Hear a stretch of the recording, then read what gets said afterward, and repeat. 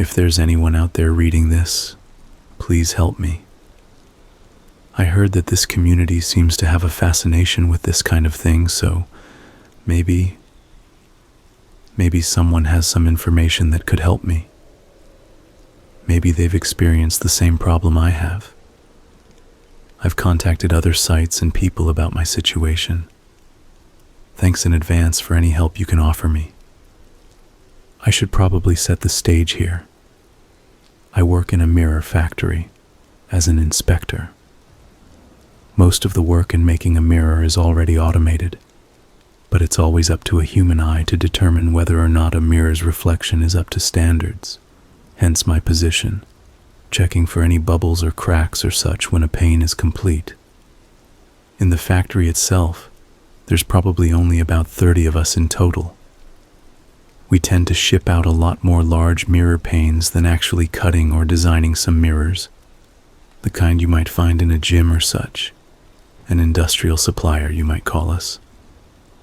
And as I said, it was my job, along with some others, to check these panes for faults. Everything at work was going fine. That is until about a month ago. At that time, there had been a break-in during the night for the first time since I had gotten my job over 2 years ago. But the weird thing about the break-in was that nothing was stolen and nothing was broken, save for one door's lock that led outside, leading to the security alarm's activation. The only thing the intruder had seemingly done was open the silver vat. Mirrors are reflective thanks to silver, if you weren't aware, but the silver we use is already in liquid form. They must not have known that or just couldn't get any and decided to take off.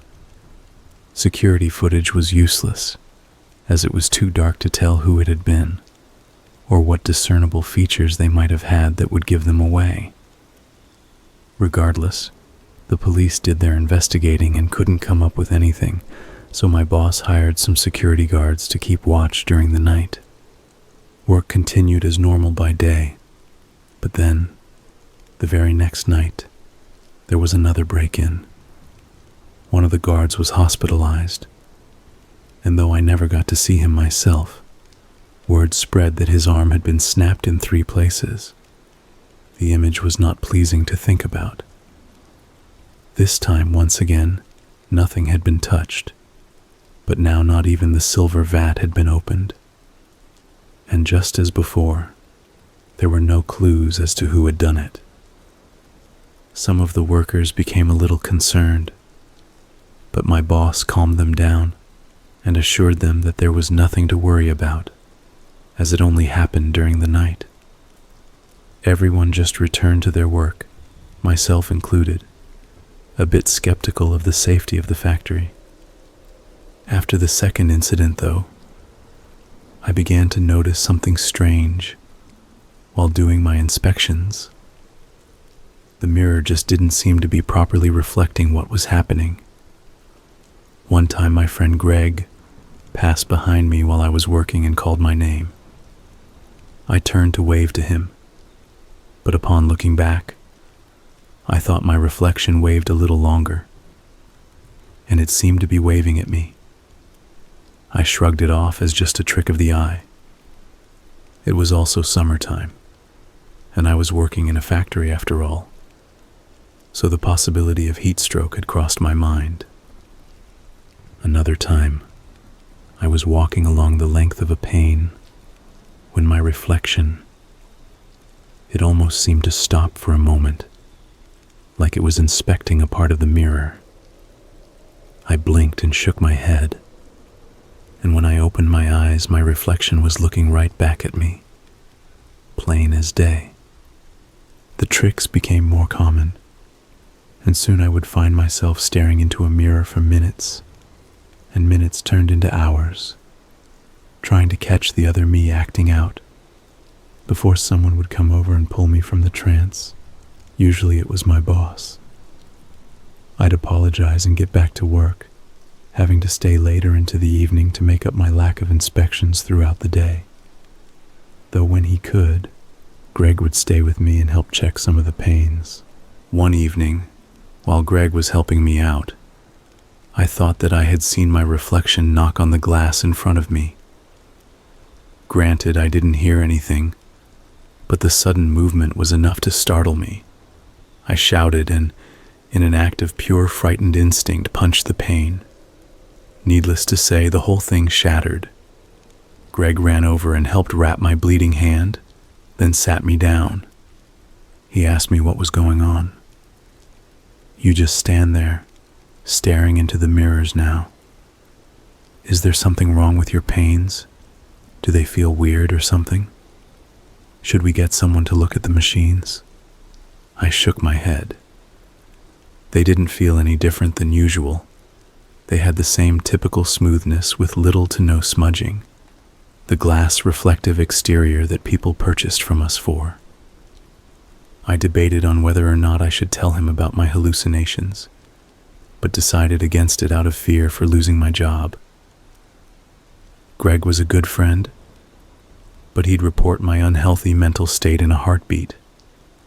I told him it was just a lack of sleep, and we cleaned up my mess. I began to lose sleep for real, not just as I had lied to Greg. I lived alone, so there was no one waiting for me to comfort me, to hold me and tell me it was just my imagination. The thoughts of whether or not what I had seen was real kept me up into the early hours of the morning, and any time I closed my eyes, the scene of my reflection knocking on the mirror would wake me. Only now, in the dream, there was a dull sound of the fist knocking on glass. Work became a lot more difficult to get through. The inconsistencies occurred more often, or at least appeared that way to me. Sometimes things happened that I knew were not right, like my reflection being on the opposite end of the pane before coming back after a blink. Or perhaps the time that my reflection actually walked, yes, walked, down the length of the mirror to reach me. I passed out after that incident. Other times were just my own fault, and these were arguably more frightening. Sometimes I'd be holding a cup of coffee in the mirror, and I wouldn't be able to feel the cup, so I would stand paralyzed in terror to avoid looking at my own hand to see if the cup was actually there or not. I couldn't even trust myself, let alone my reflection, to tell me what reality was really like anymore. I blamed it more on my increasing insomnia at that point, but the incidents would only feed my obsession. Eventually, my work had become so minimal, my boss asked me to see him in his office. I tried to come up with some story that eventually led to extreme lack of sleep, but he just waved me off and told me that if I didn't shape up soon that he'd fire me. I'd accidentally let a few bubbles get through inspection, and some buyers had called in to voice their disappointment.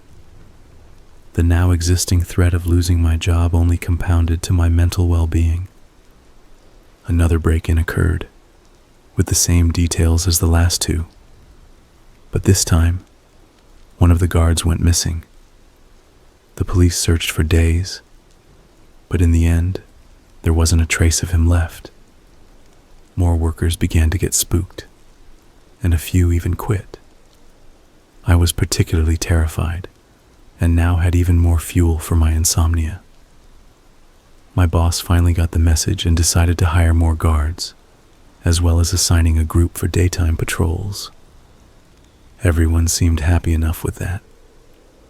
I returned home from another unproductive day at work to find something interesting on the news. Apparently, a suspect had been turned in regarding the first break-in at the factory. It turned out that had been a teenage boy and his two friends who initially entered the factory, supposedly just out of curiosity, which clearly meant they were up to no good. The other two boys had decided against breaking in at the last moment, but the third went through with the plan and snuck inside. The boys then explained that after their friend returned, he seemed very different. His behavior was more exaggerated than how he usually acted. Last night, the boy apparently attacked his friends, and after they had subdued him, they called the police. The third boy was still under interrogation and wouldn't answer a thing. I had no idea what could have possibly caused this boy to change in such a manner so quickly. After all, my behavior changed over the course of a couple of days, not minutes. I shrugged it off and had another sleepless evening. A few days later, just 2 weeks after all of this strangeness started, there was a scream during work hours that pulled me out of my usual trance. It was in my area of the factory, so I rushed over to find the source of the scream. It was another co-worker of mine, Julianne, and she was pointing at something, to which I turned and tried not to scream myself. Greg was dead, sprawled over a work table, with his neck cut open and broken pieces of mirror scattered all around him, floating in a pool of blood. The police returned, probably getting quite used to the place, and began asking questions. None of the guards or anyone in the factory had seen anything, but they had immediately responded to Julianne's scream. Makes sense, as our group of inspectors were off in one corner of the factory, and none of us were particularly easy to see without coming right over to talk to us due to the mirror's reflections and the factory's machinery. We were all given time off until the investigation had been completed. I had hoped I would be able to make up for lost sleep, but of course that didn't happen. In fact, the image of Greg's corpse had burned into my mind, and every time I so much as blinked, there he was, his glazed-over eyes rolling towards the back of his head, the torn skin and muscle of his neck standing out in the memory. Since I couldn't sleep, I tried to get my mind off of the weird things in my life by filling the time with gaming, mostly shooters. They were mindless and easy to play, and acted as a great stress reliever, especially when you could mow down an entire enemy team of noobs. I'm getting sidetracked. Greg's death was eventually ruled as a suicide, seeing as how no one else was witness to a suspect, and the broken mirror suggested the tool used. But Greg was usually a very chipper and kind person. He never gave off the vibe that he would off himself like that. Then, when my paranoia had finally reached its peak, a new idea, an insane idea, dawned on me. What if there was someone on the other side? What if Greg had been killed by his reflection? I began doing some research on the idea of alternate dimensions being accessible through mirrors, but all I got back were either some terrible stories written on this site, I imagine out of an estranged interest in the matter, or the most occult level shit you could imagine. This, as you can imagine, just made my mental state worse. I was now a complete mess. I couldn't focus, and I was scared to stand in front of a mirror, just out of the paranoid fear that the other me would reach out and switch places with me. I had even removed all the mirrors in my own home, either putting them in the trash, or for those fixed into the building, smashing them. Rumors began spreading about me, whispers that I was having some kind of psychotic breakdown. Mirrors were barely coming out inspected from my station, and eventually my boss fired me. Disheartened, I went home and turned on the TV to try and relax. As if I was cursed to be haunted by strange occurrences, my heart stopped as the news came on. It was a report on a recent suicide. The victim had leapt off of a bridge into very shallow water, breaking his neck upon impact. They claimed that no one had ID'd the body yet, but upon showing an image of the corpse, I took a sharp breath. It was Greg. I immediately went into a frenzy. This couldn't be possible. Greg already died in the factory. It was a suicide. So why was the news reporting he had jumped off a bridge? The mirror theory made its way back into the spotlight. To me, a crazy, paranoid mess of a man. It made perfect sense. Greg's reflection had come out, broken the mirror, killed the real Greg, and then left. Because no one could tell the difference. But what about the sound of the mirror breaking? Perhaps it broke one on the other side first? Yes, and then we wouldn't be able to hear it. The knocking. The knocking. The knocking. I hadn't heard my reflection knock. Then it came through a different pane and killed Greg. But then why did it kill itself? Maybe guilt. I decided there was only one course of action I could take: to infiltrate the factory and test my theory. I waited until night, and then using a work key I had forgotten to turn back in, I made my way towards the inspection area. As I came running around the corner with a small flashlight I had brought, I could see my reflection in one of the panes. But something was off about it. The light wasn't bouncing back. The mirror had absorbed the light. As I approached the mirror pane, I could see my reflection more clearly. It was smiling at me. I almost shouted in surprise, and my reflection noticed that. It began to talk, as its lips were moving, but I couldn't hear anything, so I cautiously pressed my ear up to the glass. A pair of lips grazed my ear. "Thanks for touching the glass." A hand grabbed my arm, and we began to get into a scuffle. At some point I dropped my flashlight, but the two of us were falling in and out between the two mirrors. My reflection seemed determined to always keep one part of either of us between both worlds, and constantly tried to fight me off and get into my world. The mirror became like a warm liquid as I flailed in and out between our worlds. As the fight continued, I grew more and more infuriated, and a rage boiled inside me. All the stress, the paranoia, my grief for Greg, all compounded into one raging outburst. I took my copycat by the head and began slamming it into the cement floor. He stopped moving after the third hit. It felt kinda good to let all of that out. Breathing heavily, I threw him over to his side and then scrambled for the flashlight on my side. I then threw the flashlight at the mirror. It shattered on impact, and I immediately got up and made my escape as guards rushed to the scene. When I got home, I rushed to bed and hid under my covers, squeezing my eyes shut. I eventually fell asleep, and it was the first good sleep I'd had in weeks. I was awoken by the ringing of my phone. I groaned, then moved over and reached for it on my night table drawer. "Hello?" I answered groggily. "Hey, Trevor. You hear about the factory yet?" The deepest chill slivered down my backbone.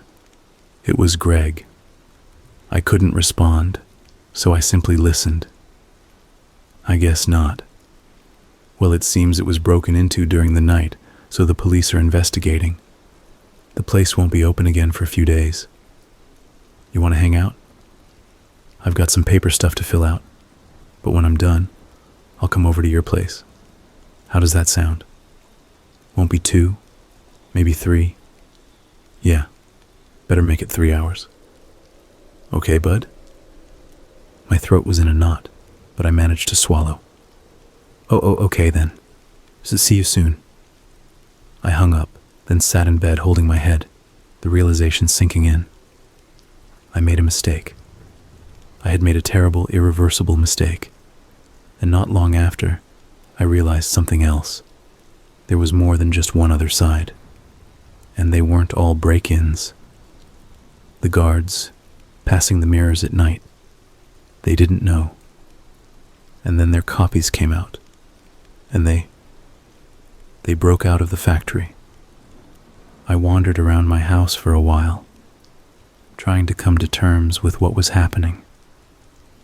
You know how people joke about people breaking into their homes and replacing everything with an exact replica of itself?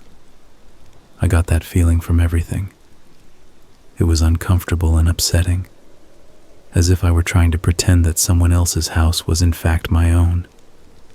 I grew furious once again and smashed a vase off the kitchen counter. It shattered, but it didn't feel right. I screamed savagely and grabbed a chair, smashing it around off the walls and floors. The wood splintered, but it didn't feel right. I ran the sinks until they overflowed, the water running across the floor and wetting my feet. It didn't feel right. Ripping open the fridge and scarfing down as much of my favorite food as I had didn't feel right. Eventually my legs gave out, and I slumped to the floor, holding my face and crying. But whether I was laughing or sobbing, I couldn't tell. It just felt good to destroy something. Eventually, once I had calmed down enough to think somewhat rationally, I tried to figure out how I'd get back. That's when I remembered all of you on the internet, turned on my computer, and began writing this post. With that, we've come full circle, and now you know my story. But you see, as I was writing this, reliving these memories of a madman, I began to think, maybe being on your side isn't so bad. After all, they're not really my friends and family.